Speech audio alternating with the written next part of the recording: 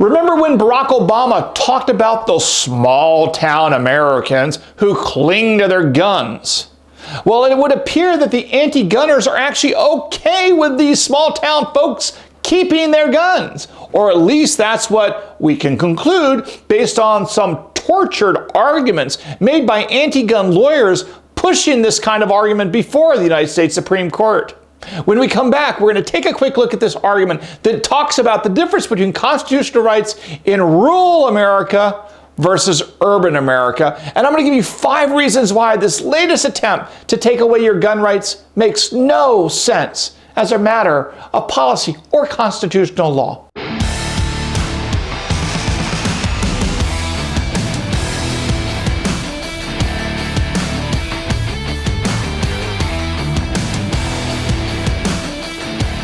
Hey folks, I'm Mark and welcome to the Four Boxes Diner. Back in 2008, the United States Supreme Court affirmed that the Second Amendment's right to keep and bear arms protects an individual right to keep and bear arms. Not a state right, an individual right.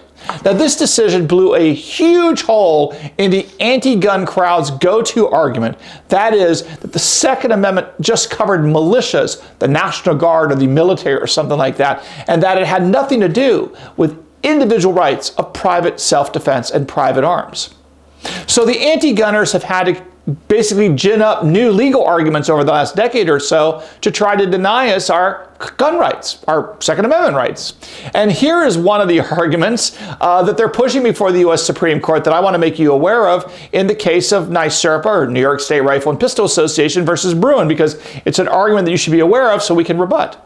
New York's lawyers basically were insisting before the Supreme Court that the state's stringent gun licensing law was perfectly fine and reasonable, especially when it restricted the rights of people living in populous places.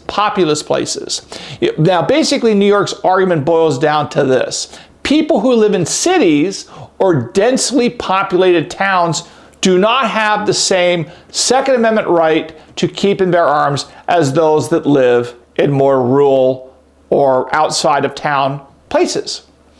Yeah, you actually heard me say that right. I actually said that right.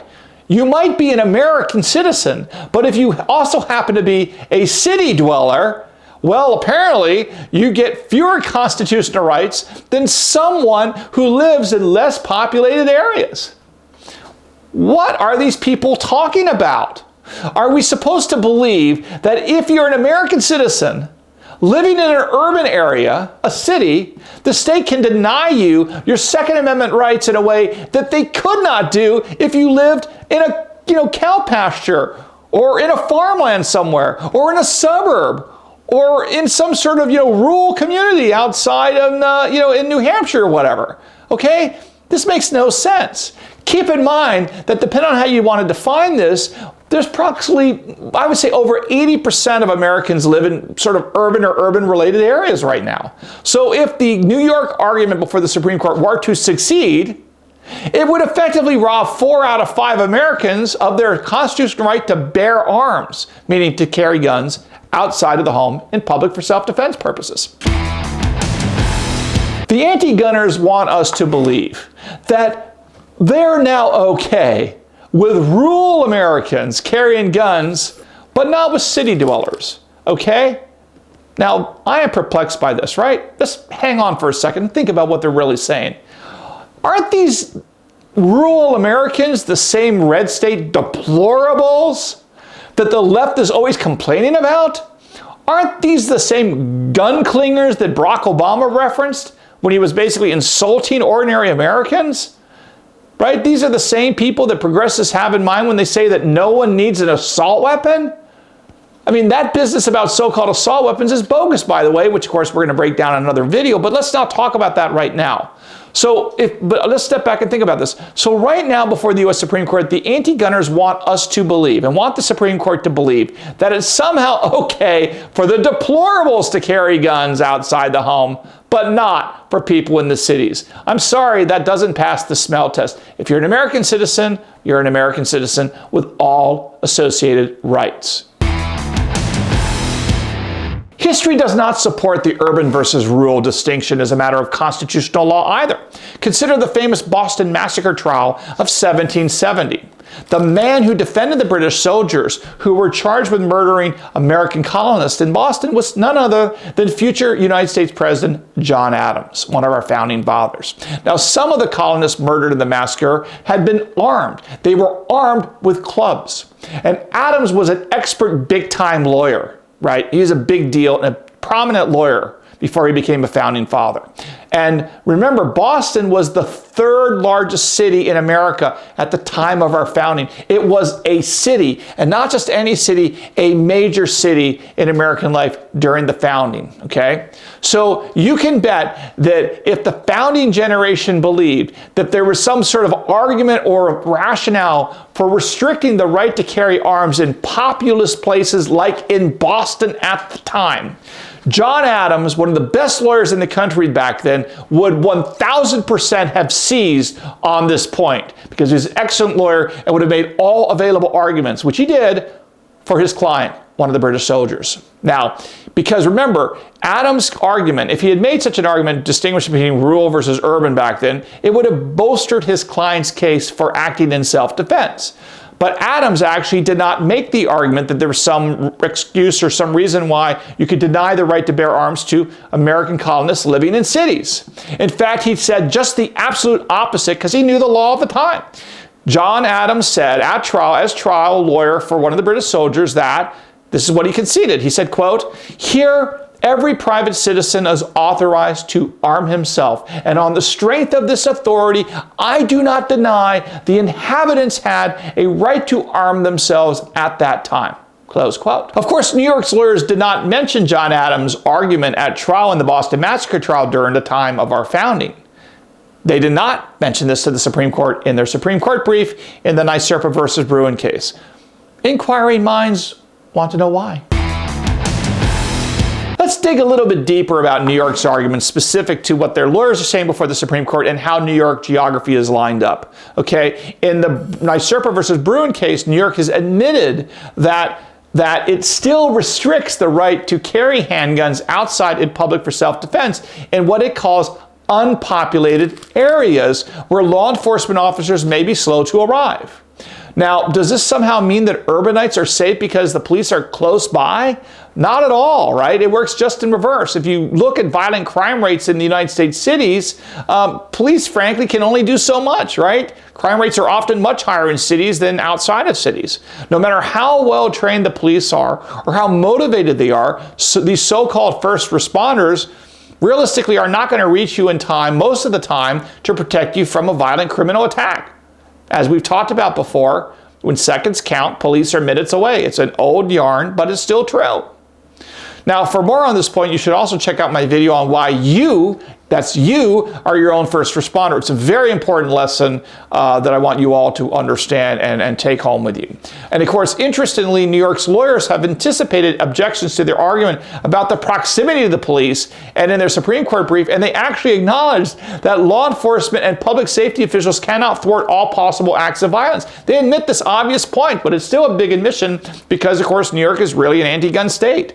And New York says that if the right to carry hinges on whether law enforcement may be too late to prevent an injury, then public carry cannot be restricted in any location. Yeah, I think that's kind of right? I think the fact is that unless the police take on the responsibility of protecting you with metal detectors and gun-free zones where they're protecting you with their own men with guns and their own people with guns, then I think, frankly, you should be able to protect yourself. But again, that's on a separate video dealing with so-called sensitive places in gun-free zones, which I can put a link to down below in the comments.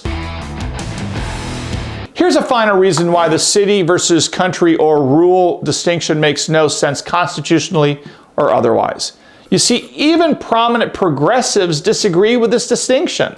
In the Nyserpa versus Bruin case before the Supreme Court, a group of public defenders actually submitted an amicus briefs. And this amicus brief was, included several amici, or friends of the court, such as the Black Attorneys of Legal Aid, the Bronx Defenders, and the Brooklyn Defender Services. Now, they all basically denounced New York's restrictions on carrying guns in public. They filed this amicus brief, or again, friend of the court brief, in the Bruen case, declaring that, quote, New York's licensing regime criminalizes the exercise of the Second Amendment's right to keep and bear arms, close quote, okay? And that the individuals who suffer the most are often African Americans and Hispanics.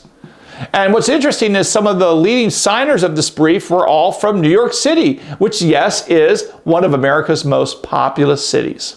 So you see, it's not just the deplorables living in the hinterlands of the United States who want to protect their constitutional right to keep and bear arms. It's also prominent progressives and public defenders that live in New York City that also want to make sure that their clients and themselves, presumably, also have their Second Amendment rights respected and protected, just like the rest of us.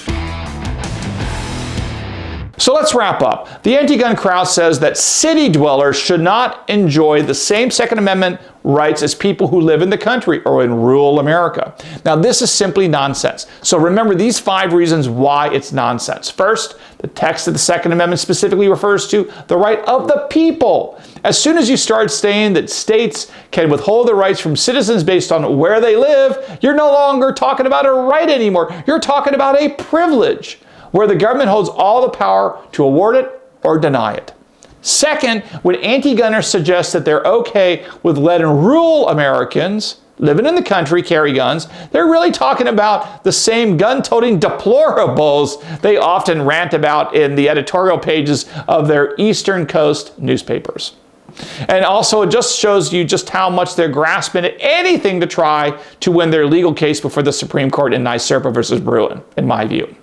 Third, even before the American Revolution in the 18th century, founding fathers like Attorney John Adams explicitly endorsed the right to bear arms in public for self-defense in crowded cities. Boston Massacre trial proves the point. And fourth, anti-gun lawyers say today they're perfectly fine with people carrying guns in less populated areas because they say police may take a long time to arrive in those locales. But as we know, even in the biggest cities, the police probably won't reach you fast enough to protect you from a violent criminal.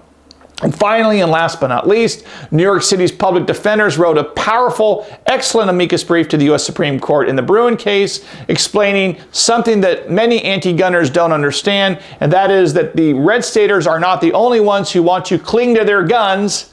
Ethnic minorities, African Americans, Hispanics in America's biggest cities apparently also want to do so as well. And I do not blame them, and I'm cheering for them as much as I'm sure they're cheering for themselves. The constitutional right to keep and bear arms is a right for everyone, for all Americans. And that's why our founding fathers actually wrote it in to the Second Amendment, recognizing the pre-existing God-given right of self-defense and the fact that arms are needed to effectuate that fully for Americans.